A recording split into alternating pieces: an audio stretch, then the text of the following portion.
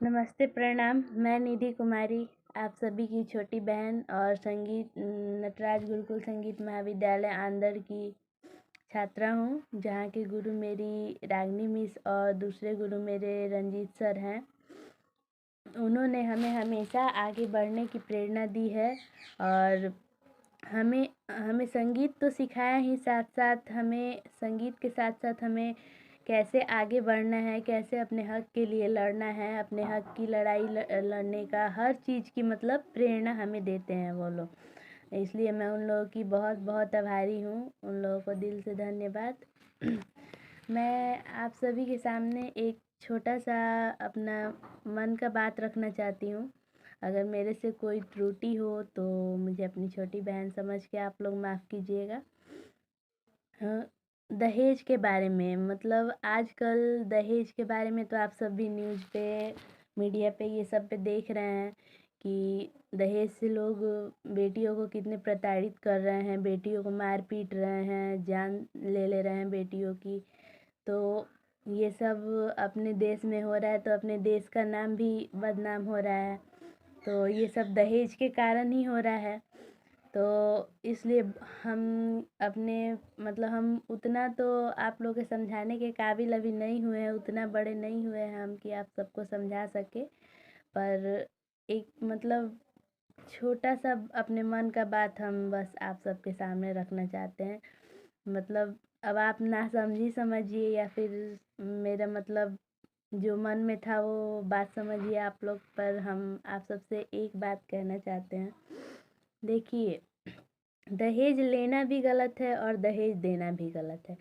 क्योंकि देखिए, दहेज लेने वाले तो कभी आप अगर किसी को कोई चीज़ दीजिएगा तो जो उस चीज़ का आदी बन चुका है, उस चीज़ का लालची हो चुका है, वो तो वो चीज़ छोड़ेगा नहीं। और जो इस दुनिया का नियम है, जैसे दहेज लेने का प्रथा शुरू से चलता आ रहा है कि लड़की वाले लड़के वाले को दहेज देते हैं, हमेशा से ये चलता आ रहा है।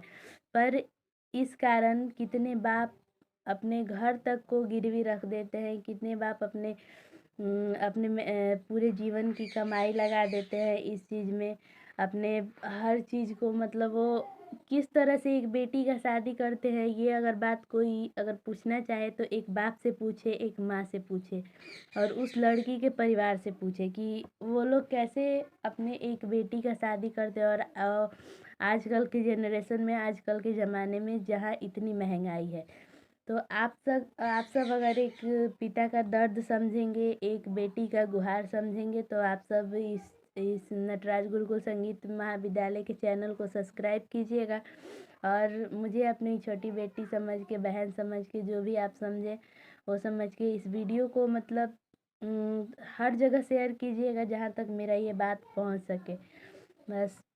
और कमेंट कीजिएगा, लाइक शेयर सब्सक्राइब सब कीजिएगा। आप लोग हमें प्यार दुलार दीजिएगा।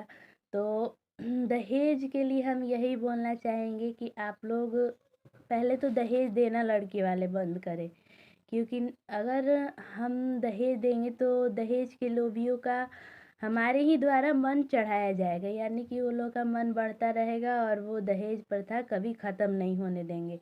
इसलिए हम आप सबसे रिक्वेस्ट करते हैं, मेरा रिक्वेस्ट समझिए या फिर कुछ भी, आप सब पहले दहेज देना बंद कीजिए। और ये मतलब आप लोग सभी इकट्ठे होकर दृढ़ संकल्प लीजिए कि हम ना दहेज देंगे ना लेंगे। क्योंकि देखिए, कोई कोई होता है कि दूसरे को तो शिक्षा देते हैं सभी, पर खुद के घर में वही चीज़ वो लोग नहीं अपनाते हैं। क्योंकि वो खुद की बेटी को चाहते हैं कि हम दहेज ना दें, पर दूसरे की बेटी को अपने घरों में लाएंगे तो उनसे दहेज लेंगे। तो ये दोनों चीज़ आप लोग अपने मन से हटा दीजिए। ना हमें दहेज देना है अपनी बेटी को और ना दूसरी की बेटी से दहेज लेना है। ये चीज़ अगर इस दुनिया से हट गया, इस देश से हट गया, तो हमारे देश में दहेज प्रथा ख़त्म हो जाएगा। तो हमारे देश में इस दहेज को अगर ख़त्म करना है तो ये पहले दहेज देना बंद करना पड़ेगा। क्योंकि हम ये संकल्प लें कि हम दहेज नहीं देंगे, भले हमारी बेटी हमारे घर पे रहे। और पहले तो ये बात आप सिखाइए अपनी बेटियों को कि अगर दहेज के कारण तुम्हारे ससुराल में तुम्हें प्रताड़ित किया जा रहा है तो तुम चुप ना बैठो। मेरे पास चली आओ, क्योंकि ये भी तुम्हारा अपना घर है। ये कह के अपने बेटी को कभी विदा करें।